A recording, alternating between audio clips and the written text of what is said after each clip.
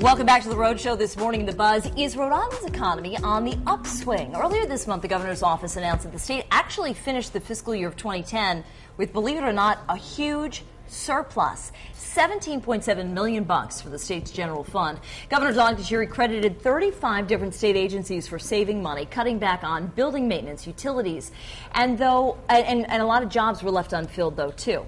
It is also, this was some good news we got this morning, the 6th straight month that unemployment has gone down, as the Rhode Island Department of Labor and Training announced overnight. Now we're down to 11.8% unemployment. That is still really high. It's still above the national average, but it is the lowest jobless rate that we've seen in a year. So the question is, given all of that, is the state's financial health getting better overall? And I think even a bigger question is, do you think that residents have the perception that things are getting better? I think just the fact that we're getting more jobs and people are starting to, the unemployed are starting to get back into the workforce is a huge step forward. We still have a long way to go. Yeah. I mean, some of those numbers show that we have a long way to go, but it's a step in the right direction. And when the economy hits an all-time low like it has here, especially in Rhode Island, it's baby steps to getting back to where we need to be. Yeah, there's never going to be a magic bullet. Yeah. What do you think, Patrick? Well, it obviously doesn't take much for it to go that way, but it takes a long time. It's like a batting average in baseball. Yeah. It takes a long time to get it back up. It doesn't take a long time to go down, kind of like my grade point average in college.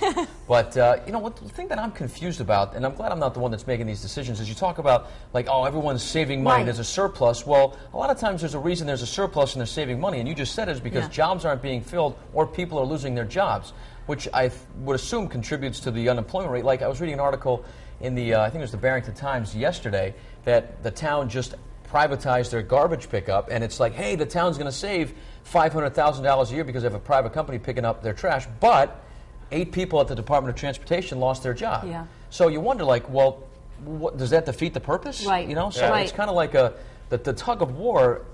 I don't know. I mean, it's steal from Paul to pay Peter. Yeah. What is that saying? I messed that up. Yeah, but rob from Peter to pay Paul, right? But you're right, and I think. But if there is a way, the mayor of Cranston, I think Alan Fung, had the idea of taking out or turning off every other street light. Now, people were not comfortable with that, and so they let him know, and he reversed that. But if there are ways where you can, steal a light bulb here, turn off your computer at night there, and kind of add up all these pennies so that they end up in a surplus where you can then take that money and reinvest it into jobs creation. Yep. I think that's a good thing. And hopefully when it's just like you say, I'm glad I'm not the one who's making this decision. But if it means that over here 2 people lose their jobs, but in the private sector 4 more people can be hired, maybe even those people who work in government can then take those jobs. I don't know, but job creation really is that's a great example, though, with talking about what Alan Fung tried to do. It seems like just pennies, taking out a couple of light bulbs, but this is what it's come to. Now, it's literally come to this where, $100,000, which doesn't seem like a lot in terms of a city's overall budget, can start to make a difference. The thing that bugs me the most, and I know I can relate to a lot of people, is when you look at your paycheck and you look at all the money that's taken out because of taxes. Yeah. If I had more money, I would spend more money. Yeah. And that seems to me to be, we're not going to raise taxes, Well, then, you go to your home and your assessment is through the roof, and your home taxes go up in your city or town. Yeah. You get a one-time sewer assessment for $500, just randomly pops up on your tax bill this year for me. It's like, if I had more money in my pocket, you want me to stimulate the economy? I'd be glad to stimulate your economy. Just stop taking so much money from me every 2 weeks, and I'm on board. I'll spend it all, I tell you what, I'm very interested to hear what our viewers are saying this morning, and Melissa Sardelli is talking with them this morning. Hey, Mel. Hey, I have to say everyone has a lot of great things to say this morning on the blog and as well as Facebook. And I have to say I'm kind of excited to see what all the new politicians are going to do once they get into office. So hopefully there can be some great changes and new things on the horizon. But I'm here in the New England Tech Center, live blogging on foxprovidence.com. Let's see what all of our friends have to say this morning. Joseph Butera says, I do see a slight improvement, but don't let those unemployment numbers fool you into thinking everything is okay. There's still a lot of progress to be made in the Ocean State. And Smokey Wolf says, okay, they say the unemployment rate has dropped, and I think it's because so many of us have been kicked off because we can't collect anymore. And don't forget, wait until November. The seasonal jobs will be ending. Good point, Smokey. And Lisa says, I think it's improving.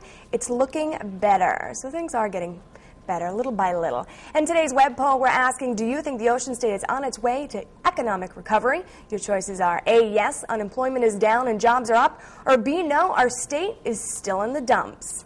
And as always, our friends on Facebook are weighing in this morning about today's buzz topic. Luis Santiago says, I'm happy to hear that. Now, can we please repair the roads, especially along 146 North and South? My car is taking a beating. They are working on that, Luis. And Donna writes, the economy is recovering very slowly. Jobs are still extremely scarce with all the layoffs and cutbacks and raising taxes. How could they not end on a surplus?